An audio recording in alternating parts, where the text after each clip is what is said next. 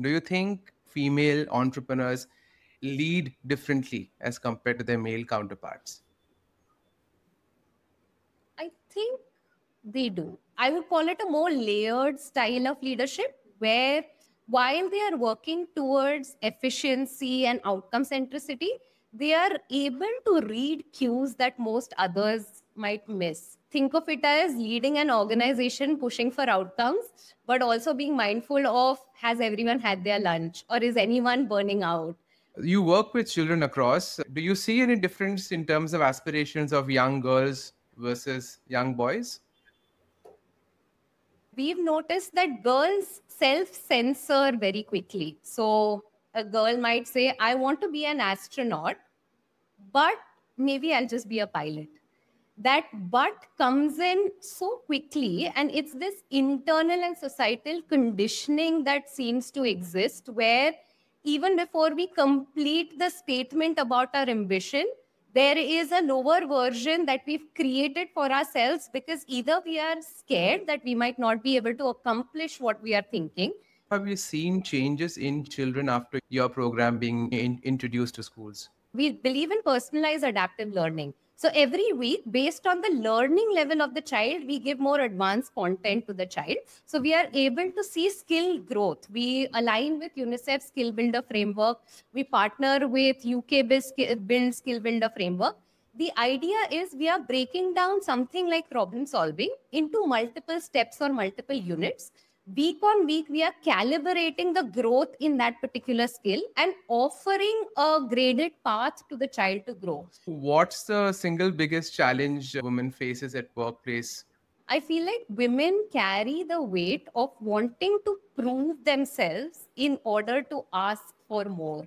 I've been one of those, I think I still am one of those, where we want to overperform, over deliver, do more than we physically, emotionally, mentally are capable of, just to first prove to ourselves that we can make an ask for more, and then also to feel worthy of making a bigger ask. It could be more money, a promotion, more support, more mentorship.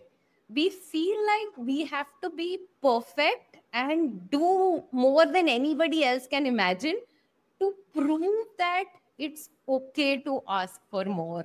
Welcome to the Her Story Conversations by Atrios Dialogues.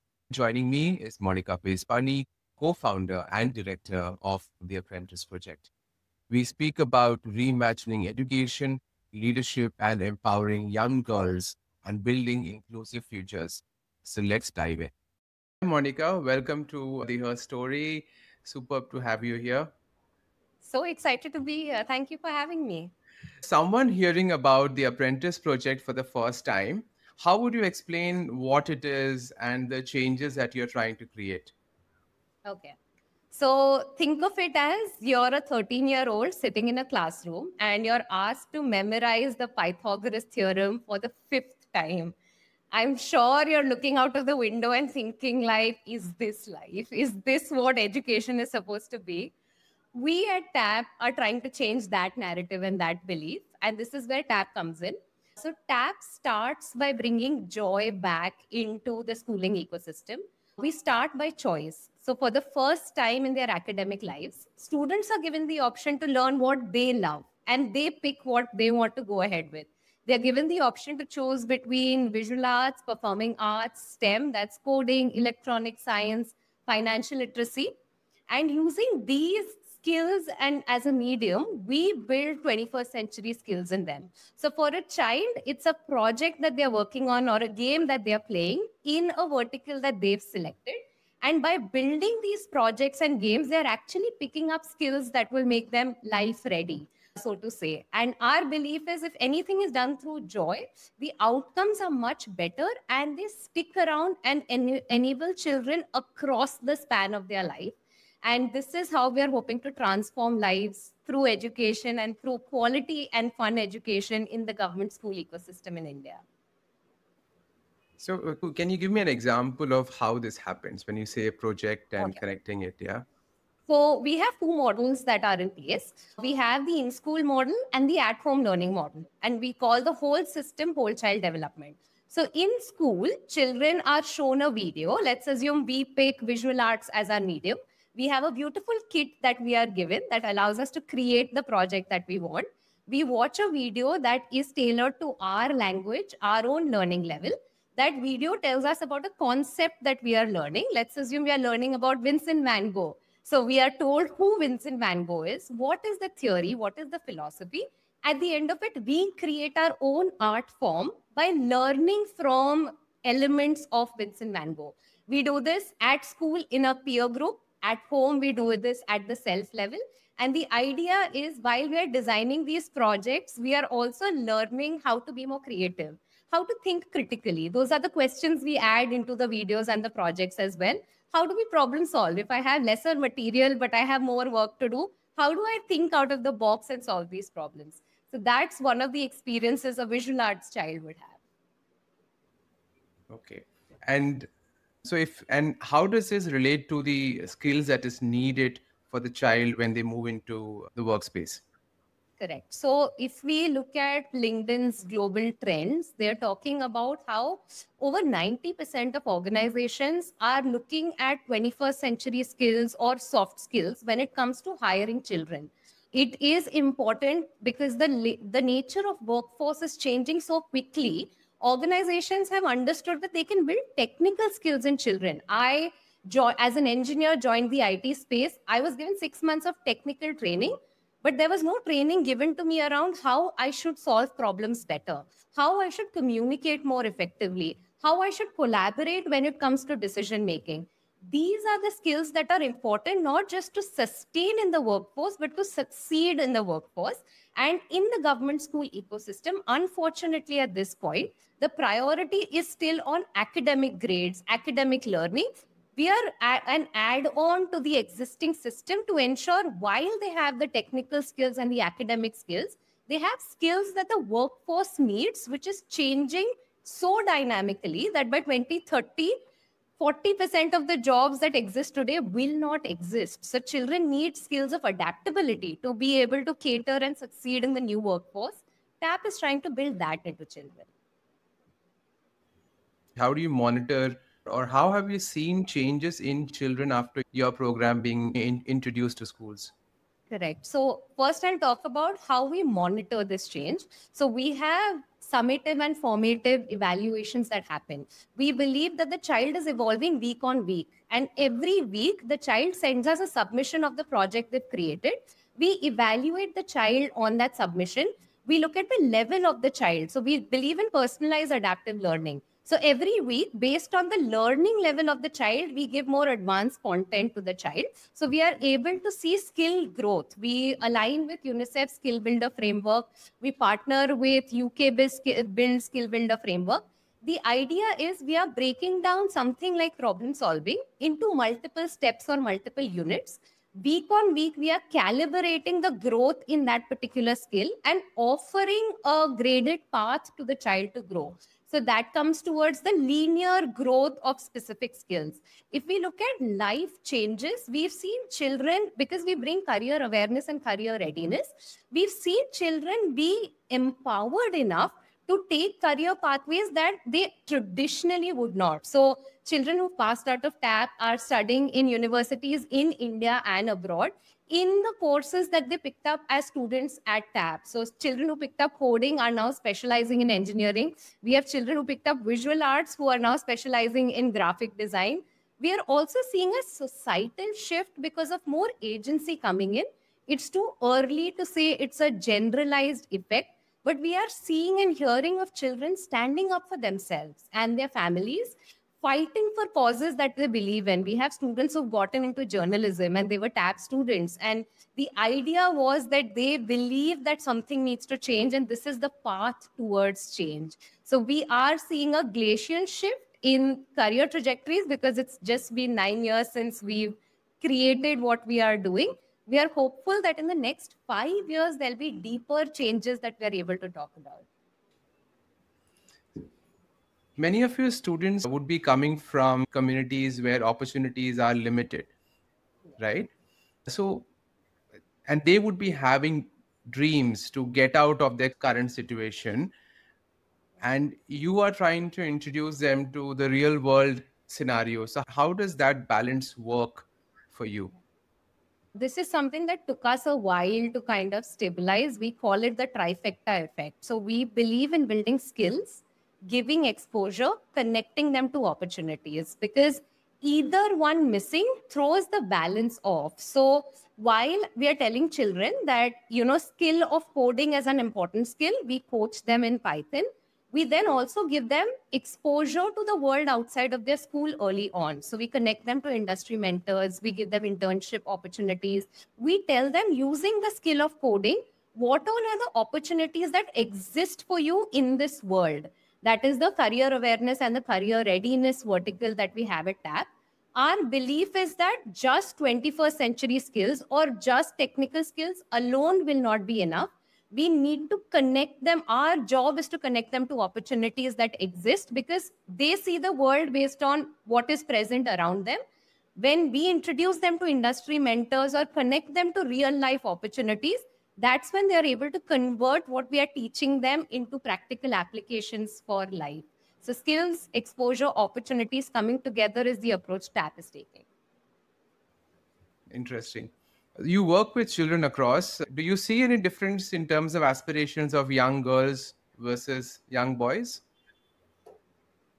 Both dream big, but we've noticed that girls self-censor very quickly. So a girl might say, I want to be an astronaut, but maybe I'll just be a pilot. That but comes in so quickly, and it's this internal and societal conditioning that seems to exist, where even before we complete the statement about our ambition, there is a lower version that we've created for ourselves, because either we are scared that we might not be able to accomplish what we are thinking, we don't know the pathway towards achieving what we are thinking, or we think it's an audacious thing and I shouldn't even ask for it. So self-censoring is something that we've observed come in very often, where boys say it more freely. Like, I want to go on Mars will be a statement that you'll hear, and they will sit with it. I think girls bring in that self-censoring early on. So is it also conditioning from their family, from the society, in terms of what they can or should do? I mean, have you come across those? Is there any Correct. So, specific can or could do that you have observed? yeah. So I think, one, yes, it is parental, it is societal, it is what they see around them, right? The idea of having it all seems like, if I look at can and should, there is this either or theory that I see coming up very often, where girls are told you can be ambitious, but not at the cost of making other people uncomfortable. You can be a strong leader, but you have to be collaborative. You should be or can be loud, but not too loud. You can want to lead with being assertive, but it's a mandate to be collaborative. Like, this either or framework seems like a stereotype that still exists, where women or girls are expected to pick one of the other and not bring their whole selves to where they are. It's like a fight between being and belonging. And somewhere we've seen that come up very often, even with young girls that we work with, where the either or trap is always there. So something we've seen come up quite often. So you in this conversation you mentioned about this extending to women as well, when they start working. So as a co-founder of your organization, do you think female entrepreneurs inherently lead differently as compared to their male counterparts? I think they do. I think I would call it a more layered style of leadership, where while they are working towards efficiency and outcome centricity, they are able to read cues that most others might miss. Think of it as leading an organization pushing for outcomes, but also being mindful of, has everyone had their lunch, or is anyone burning out? I feel like we are able to see things at a very layered level, and this could, in some ways, be a superpower. So I think women are more relational in their style of leadership, and it's been incredible seeing women in action and bringing that alive. Cool. So, and in your view, what's the single biggest challenge women faces at workplace, even considering your team? And as since you lead an organization, what is a practical step organizations can take to fix it? I would say the challenge is more internal than at an organizational level. I feel like, and the women that I've worked with, the ecosystems that I've been with, I feel like women carry the weight of wanting to prove themselves in order to ask for more.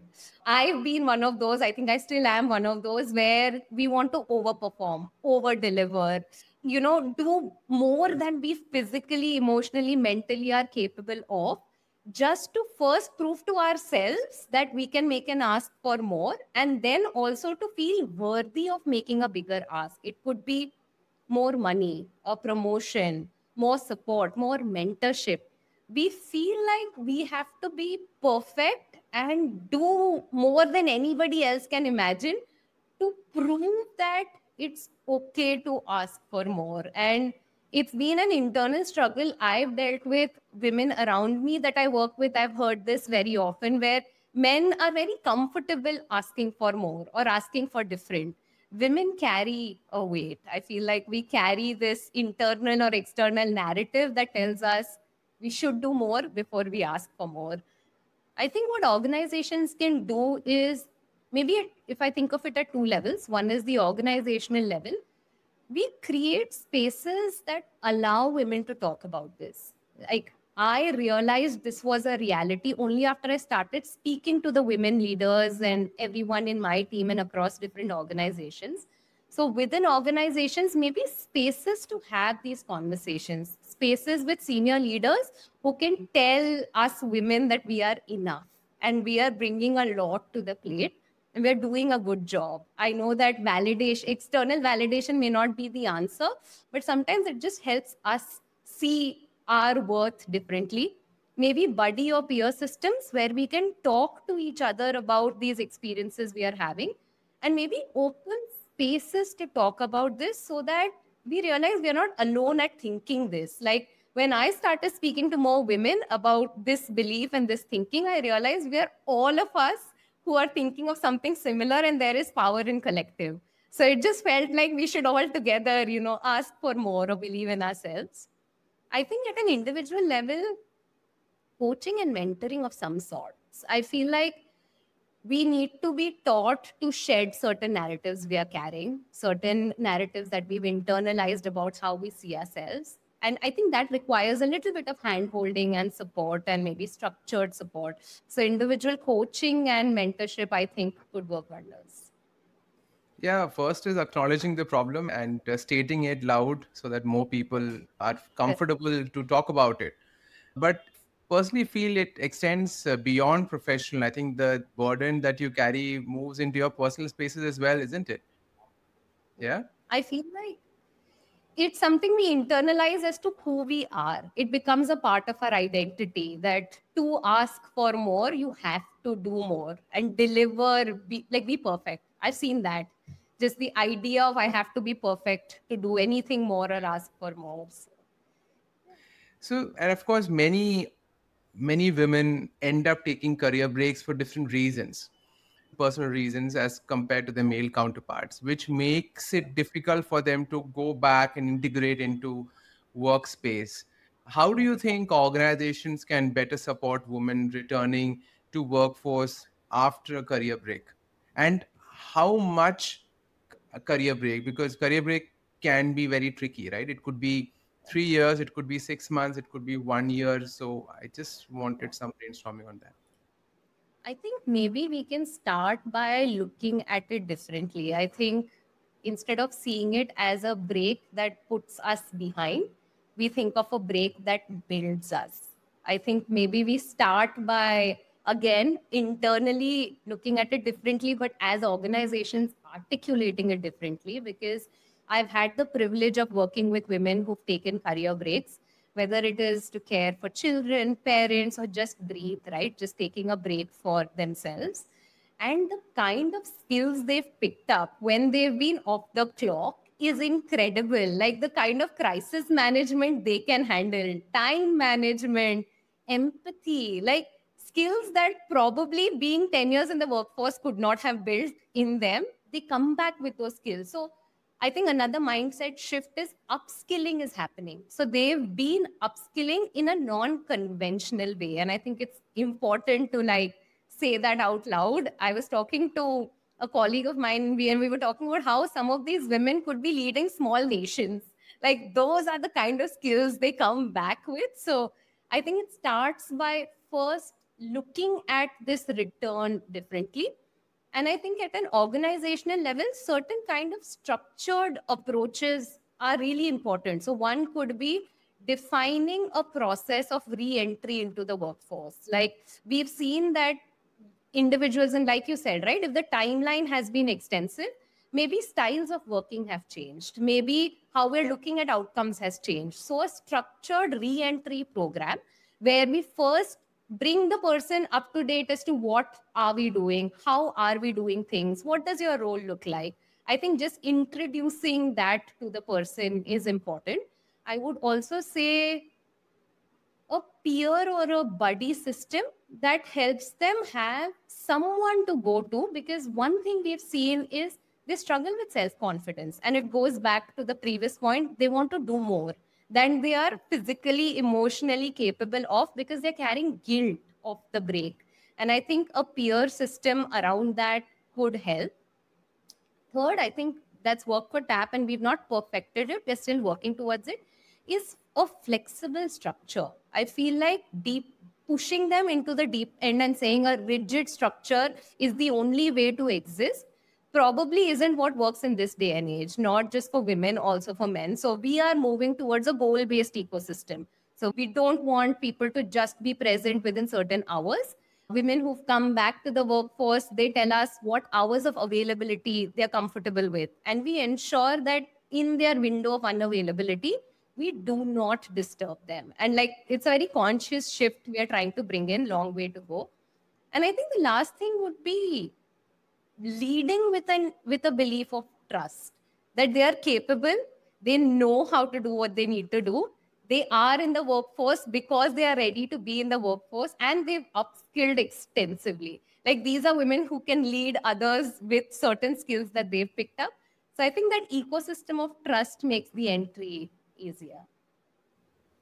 Wonderful. Coming back to TAP, you've won the Harvard's President Innovation Challenge. Tell us more about that. So every year, the Harvard iLab, which is the innovation lab, opens up a competition for all Harvard students. So these are students from undergraduate and graduate programs, PhD tracks. All 13 schools come together and compete. And the idea is that they support enterprises that are creating impact at scale, that have sustainable impact. And the beauty of this competition is that, you know, while we are preparing for a final pitch that will decide whether we win the monetary award or not, there is a mentorship track that begins early on. So we are assigned individual mentors, which I really appreciate because this is unheard of in a competition. So we have mentors, we have advisors, we have support mentors across different areas of specialization. So as an organization, if for winning the competition, I need to sell my marketing plan better, I'll have a marketing expert who'll sit with me and help me not just upskill for the pitch, but also upskill as an organization. And we won this award in 2021. We were the first Indian organization in the social sector to win this award. It comes with a monetary award, but also like an ecosystem of mentors who are available to support us through our journey forever. It's like a lifelong ticket that you have that helps you create the scaled impact that we are hoping on creating. And I think the award for TAP came at a time when we were in the middle of COVID. We were designing a solution where we were using technology to bring change at scale. So it was more like a pat on the back that we are in the right direction. And also got us global recognition that in turn helped us get better funders, get more support in the global ecosystem. So it's been a game changer for us and a great incubator for startups that are in the initial phase of their journeys. And are there other such programs available which other organizations can apply for? that you were aware of? Within the Harvard ecosystem, it's mostly open for students and alumni. So Harvard has another beautiful incubator called the SciC, the Cheng Fellowship. It's a year-long incubator for social sector entrepreneurs. And think of it as a mentor or a coach sitting with you every single week, helping you with different aspects of your startup. So from designing your theory of change to designing how that scaled model would look like. Every week they sit with us and help us design areas that can help our organization flourish. There's the Social Impact Fund, which exists within the Harvard ecosystem. There are multiple other fellowships within the Harvard ecosystem, currently open to students and alumni. Now, coming to artificial intelligence, because we all are surrounded and we're talking about it quite actively, it has clearly helped a lot of people who are teaching to simplify and bring in a lot of structure. But then it also brings in a certain degree of uncertainty of what lies ahead. How are you viewing AI from both as a teaching lens as well as for students? So we look at technology as an enabler. We are very clear that the human relational aspect of what children need cannot be replaced. AI can be an add-on solution to what humans can offer to children and what in-person learning can offer to children. So one of the biggest things we use AI for is to bring personalized adaptive learning. So Santosh and I, we are both taking financial literacy as a course. And you're good with math, I'm scared of math. You're good with numbers, I'm scared of numbers. So when both of us enter into the program, both of us get content that matches our level so that you aren't bored and I don't feel underconfident. So our belief is education should meet the child where the child is at. The other piece, and this has been in the pipeline for the last year and a half, is we've noticed there's a big gap when it comes to feedback in the government school ecosystem at this point. With the classroom size being anywhere between 40 to 60 children and just one teacher, more than 10% of the students don't get feedback. They don't know what they are good at, what they can get better at, and what will make them get better. Over the past year, we've worked on aspects of AI to design a system where the minute the child uploads their project or their submission, they get personalized feedback for every aspect of their submission. So think of it as you've designed an art framework, an art design. The GPT will tell you what you've done well, what technical aspects of your work are beautiful, like you've used brushstrokes beautifully, you use these colors. It will also tell you at the emotional thinking and creativity level, what are you doing well, and will give you tangible next steps to grow. Our belief is if a child gets personalized feedback, they know they're capable, they feel motivated, they feel seen and heard. And we want to bring this back into the Indian education sector so that every child feels the agency to know that I am good enough and I can do better. So we are using AI extensively to design these systems to bring assessments at scale. But we are also cautious when we do all of this. So we've, even to launch this, it's been in R&D for the last year and a half. We've launched a small pilot this year. Our idea is, while AI may be the next buzzword, accountability is a bigger thing because we work with children. So we take baby steps. We've not launched at scale because we want to see how these systems evolve with time. So your team would be training the GPT, I presume? Correct. But how does the end user use the GPT? So for the child, it's a WhatsApp chatbot. So their friend is called Tap Buddy. So they communicate with Tap Buddy. She sends them videos. She answers their questions in their local language, contextualized to their state and their ecosystem. So for children, it's an interface on WhatsApp. And the messaging between them and Tap Buddy is that instance, because that is not considered as a learning, correct? That is the instance, and then it's over. So there is no. Sorry, can you finish your question? No, I'm just trying to understand: is there a history that is built in the chat, which is also used by the GPT to understand the child better? Correct. So when we are talking about formative and summative assessment, we are holding data of every child, every interaction that the child has had with the chatbot, every submission that the child has given us. So when we talk about personalization, we are looking at personalization at every level. So if a child has asked a similar question before, we know what the child was expecting. Now we give a deeper version of the answer to the child. So that's what we are looking at. We store historical data as well. That's very cool. Yeah. That's fabulous. Thank you. Actually, it's a game changer. So, in terms of adaptability, I'm sure. I mean, I'm sure scale is not going to be a problem with this, right? I mean, any amount Correct. of load it can. Correct. Correct. Okay, So we are this working towards that. We are working towards bringing more. So we had like middle order, lower order kind of segregation, bringing in more segregations for children. But again, we are being cautious because we want to ensure that the depth we want to create doesn't get lost, especially in the in-school yeah. ecosystem. We want to ensure that's there.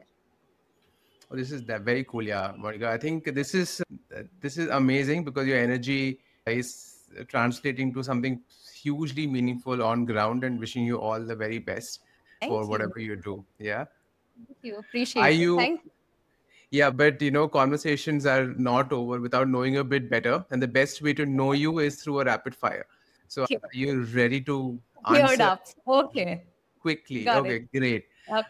A book that's changed your perspective. Tuesdays with Maury. Your go-to comfort food after a long day. Now dal chawal. If Growing not old. tap, what would you be doing? Maybe a scuba diving instructor. Wow. One skill every young person should master by 18. Skill of having fun, doing things just for joy, no outcomes. Awesome. That is so important. A song that instantly lifts your mood. Khudi from the local train. A place in India that fuels your creativity. I go to Tushita Meditation Center every year and it's in Dharamshala. So mountains, retreats, that's my thing. Nice, nice. Most underrated superpower in leadership. Deep listening. One word to describe Monica outside work. Lazy and crazy. That's how I'd put it. Superb. High five. Yeah, this is super fun. Thank you so much for this, and Thank you. wishing you all the very best.